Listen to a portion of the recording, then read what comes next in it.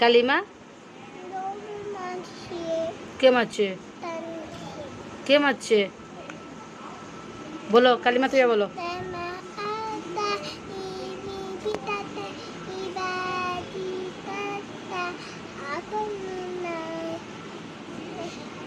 আবার বলো লা ইলাহা, লা ইলাহা।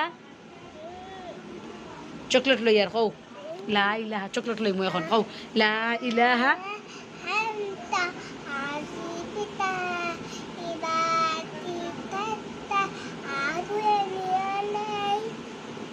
আবার সুন্দর করে বলো কালিমা তয়্যিবা।